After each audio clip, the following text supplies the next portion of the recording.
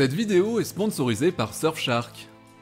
Salut les terriens, c'est Quentin, bienvenue sur le Journal de l'Espace, l'émission qui fait le tour de l'actualité spatiale chaque vendredi et qui aujourd'hui est une nouvelle fois sponsorisée par Surfshark VPN, le sponsor historique du Journal de l'Espace. Alors Surfshark, c'est un VPN, un réseau privé virtuel qui vous permet par exemple d'utiliser vos données personnelles sur internet en toute sécurité, sans que les grandes sociétés ou les cybercriminels puissent espionner vos activités en ligne en créant une sorte de tunnel opaque où toutes vos informations peuvent transiter protégées. Avec ça, au revoir les publicités ciblées, et vous aurez aussi beaucoup moins de publicité tout court avec le bloqueur de pub intégré. Même chose si vous êtes en déplacement, connecté sur un Wi-Fi public, qui est en général une mine d'or pour les pirates, eh bien Surfshark protège votre connexion très facilement en chiffrant toutes vos données. Un simple clic suffit pour être protégé, et ça sur absolument tous vos appareils avec un seul compte.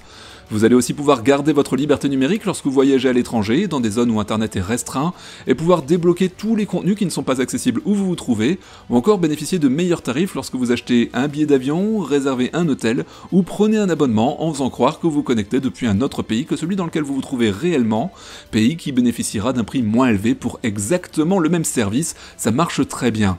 Rendez-vous sur surfshark.com/espace pour 4 mois supplémentaires gratuits. Le lien pour en profiter est dans la description de la vidéo. Et encore une fois, un grand merci à Surfshark de soutenir le Journal de l'Espace depuis 2021. Pas mal. Allez les terriens, maintenant on passe à l'actu. Je vous souhaite une très bonne vidéo.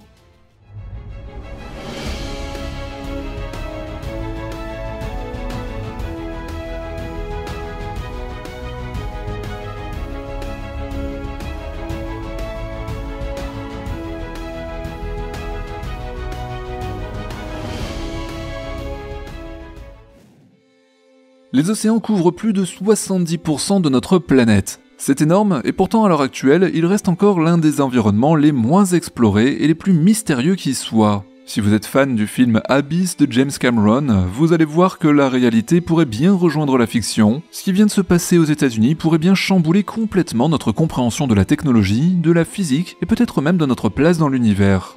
Dans une récente interview sur la chaîne CBS News, un élu républicain de la Chambre des représentants, Tim Burchett, a attiré l'attention sur un phénomène plus que troublant. Selon ses dires, un amiral de la Navy lui aurait confié que des objets non identifiés évoluent sous l'eau à des vitesses et des capacités qui dépassent de loin tout ce dont notre technologie est capable. Ces objets sont bien connus des spécialistes, on les appelle des USO, comme Unidentified Submerged Objects, et ils ne sont pas de simples anomalies.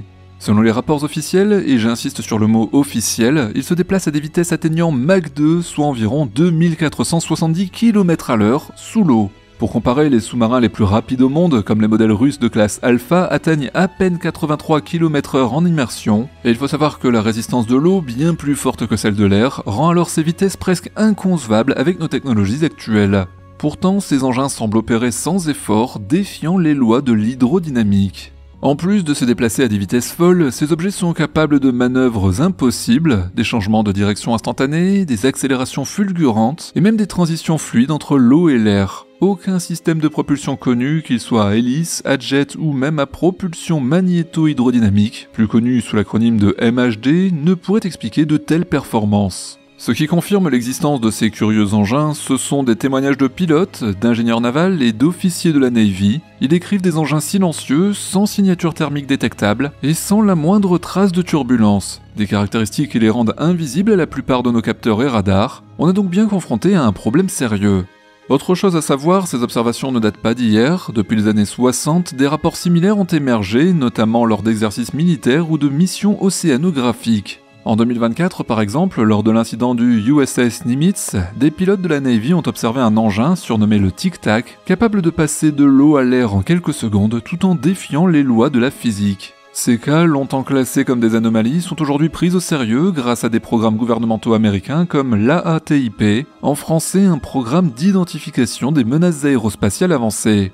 Mais finalement, en quoi ces phénomènes pourraient bouleverser notre quotidien ? En restant prudent, même si on élimine le fait que ces technologies soient extraterrestres, il faut bien qu'ils viennent de quelque part. Il reste donc l'hypothèse que ces engins-là soient le fruit d'une technologie humaine secrète, ce qui n'a rien de très rassurant car cela impliquerait qu'une nation ou un groupe a développé des capacités bien au-delà de ce que nous imaginons. Une telle avancée pourrait redéfinir les équilibres géopolitiques et militaires avec des implications directes sur notre sécurité et notre mode de vie. Et si par contre ces objets n'étaient pas d'origine humaine, eh bien nous serions face à une intelligence extraterrestre ou une civilisation sous-marine inconnue, avec des implications qui seraient encore plus profondes. Cela remettrait en question toute notre compréhension de la vie, de la technologie et de notre place dans l'univers. Imaginez un instant que ces engins soient capables d'opérer dans nos océans sans que nous puissions les détecter ou les intercepter. Que pourrions-nous faire si ces objets décidaient un jour de se montrer plus ouvertement ou faire preuve d'agressivité ? Quoi qu'il en soit, si on fait preuve d'ouverture d'esprit, il semble probable que les océans, que nous pensions être notre domaine, pourraient bien abriter des secrets bien plus grands que nous l'imaginons. Ces révélations, qui sont quand même assez incroyables, se doivent d'être approfondies scientifiquement afin d'apporter une véritable réponse à un phénomène fascinant, et ça que l'on soit sceptique ou pas.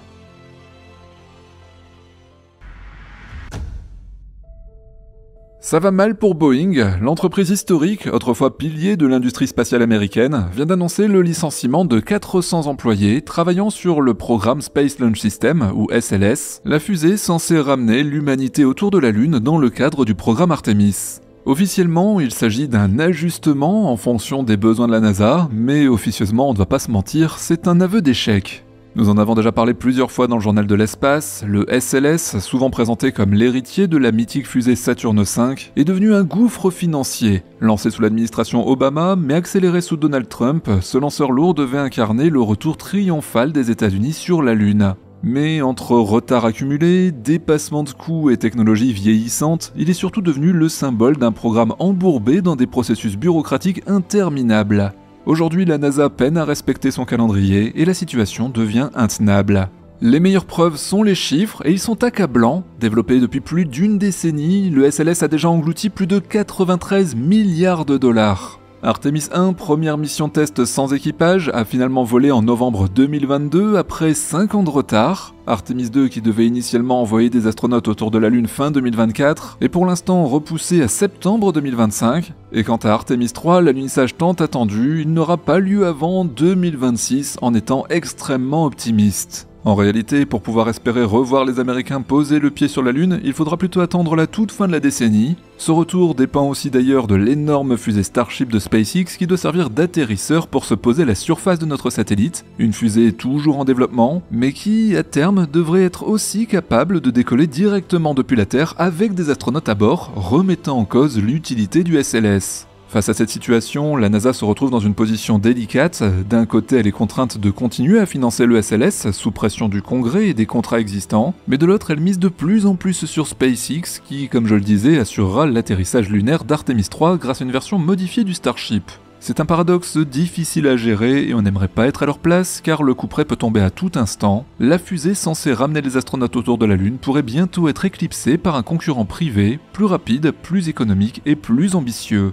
Le pire dans tout ça, c'est que ces licenciements chez Boeing ne sont peut-être que le début. À mesure que la NASA revoit ses plans et que la concurrence privée prend le dessus, le SLS risque de devenir un dinosaure technologique avant même d'avoir véritablement prouvé son utilité. À l'heure où le gouvernement américain veut accélérer l'exploration spatiale et préparer le terrain pour Mars, la question devient urgente. Faut-il encore s'accrocher à un programme qui coûte une fortune et accumule les retards, ou est-il temps de laisser le privé prendre le relais ? Et avec les économies réalisées, eh bien pourquoi ne pas financer un programme de défense planétaire plus ambitieux ? Il paraît, comme on va le voir, qu'un astéroïde rôde dans les parages.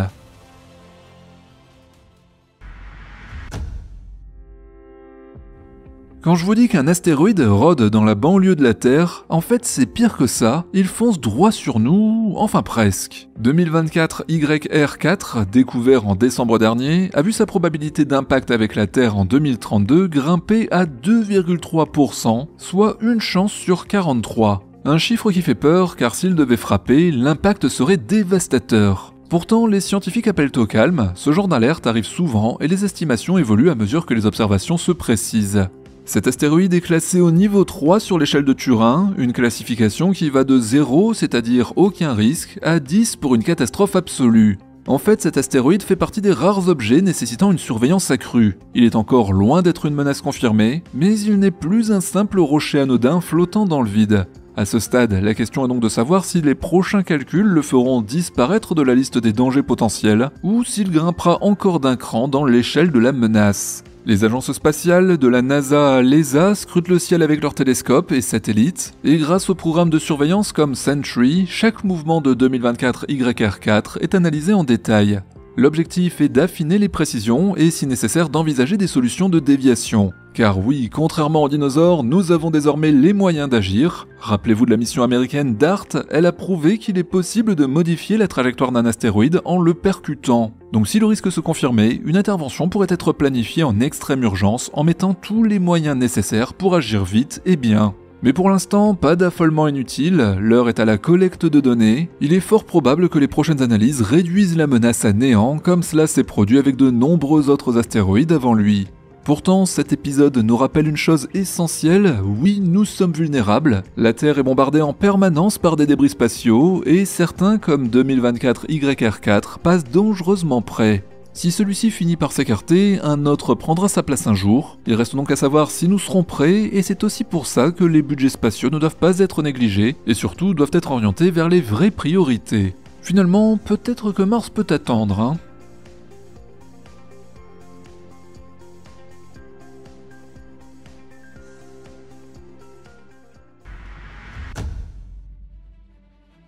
Bon, je ne vous apprends rien, Donald Trump est de retour à la Maison-Blanche, et avec lui de profondes conséquences pour l'espace américain et mondial. Fini les discours prudents et les décisions consensuelles, en quelques semaines il a déjà bousculé l'ordre établi avec une série d'actions qui pourraient complètement redéfinir l'avenir des missions spatiales américaines. Premier coup de tonnerre, la demande soudaine de rapatrier les astronautes Sonny Williams et Butch Wilmore de la Station Spatiale Internationale. Aucune explication officielle, aucun détail sur la stratégie derrière cette décision, juste un ordre net, immédiat. Ce choix surprend d'autant plus que l'ISS repose sur une coopération fragile entre les États-Unis, l'Europe, le Japon, le Canada et la Russie, donc forcer un retour aussi précipité pourrait bien tendre encore davantage des relations déjà fragiles dans l'espace. Mais ce n'est que le début. En quelques signatures, Trump a annulé plusieurs accords internationaux qui impactent directement le secteur spatial, sortie de l'Organisation mondiale de la santé, retrait de l'accord de Paris sur le climat, deux décisions qui mettent en péril des missions d'observation terrestre cruciales pour l'étude du changement climatique et la surveillance des catastrophes naturelles. Autre décision qui a son importance, la suppression de certaines régulations sur l'intelligence artificielle, une technologie essentielle pour les futures missions autonomes sur la Lune et Mars. Et ce n'est pas tout, Trump place ses hommes aux postes clés, notamment au Pentagone et au département de la justice. La raison est simple, l'espace n'est plus seulement une question d'exploration, mais aussi de domination stratégique et militaire. L'US Space Force, créée sous son premier mandat, pourrait bien devenir un acteur central des futures décisions, au détriment de la coopération internationale. La grande question maintenant que l'on se pose tous, c'est que va devenir Artemis, le programme de retour sur la Lune, lancé sous l'administration Trump, premier mandat, mais ralenti par les multiples retards du SLS, les difficultés de Boeing, comme on vient de le voir, et la montée en puissance de SpaceX, est à un tournant décisif. Il faut dire que Trump a toujours privilégié l'audace et les résultats rapides, alors va-t-il pousser pour un virage radical en faveur de SpaceX au détriment du SLS, sans doute poussé par son conseiller Elon Musk? Va-t-il remettre en question le rôle des partenaires internationaux comme l'ESA dans Artemis? Là-dessus, rien n'est moins sûr, par contre ce qui est certain c'est qu'on assiste à un véritable changement de cap. L'espace sous Trump version 2025 sera direct, brutal et imprévisible. Une approche qui pourrait accélérer certains projets, mais aussi en faire dérailler d'autres. Croyez-moi les terriens, les prochaines semaines vont être cruciales pour comprendre la nouvelle direction que prendra la conquête spatiale américaine.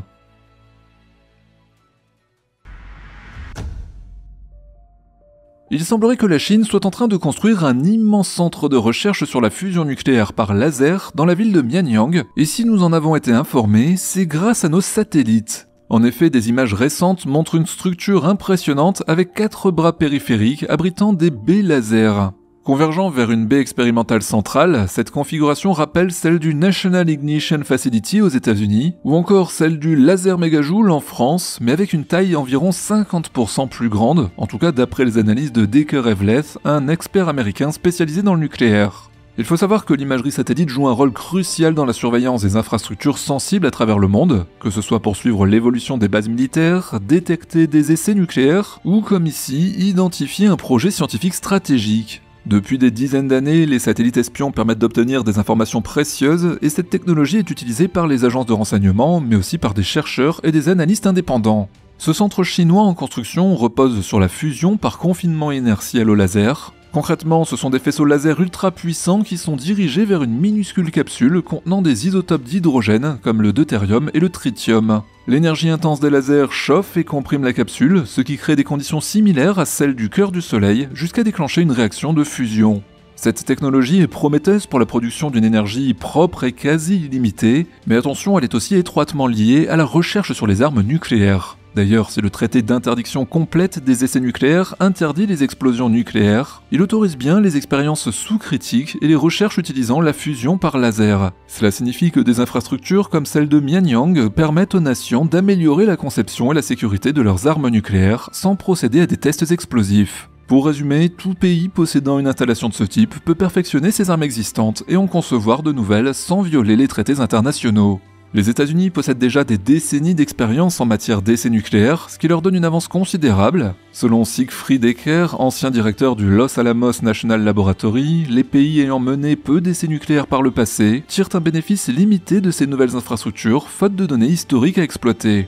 Dans tous les cas, ce projet montre une fois de plus comment l'imagerie spatiale est devenue un outil stratégique pour suivre l'évolution des technologies militaires et énergétiques à l'échelle mondiale. Les satellites d'observation sont de plus en plus performants, ils permettent aujourd'hui de comprendre ce qui se passe derrière des murs normalement inaccessibles, et dans le cas de la Chine, ils ont permis de révéler un projet qui pourrait avoir des répercussions considérables, aussi bien dans le domaine de l'énergie que dans celui de la défense.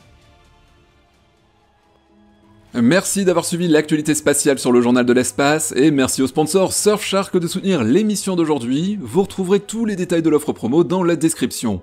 N'oubliez pas, comme d'hab, le pouce de YouTube, surtout partagez bien la vidéo, c'est ce qui nous aide le plus, et quant à nous on se retrouve très vite sur la chaîne. Ciao les terriens!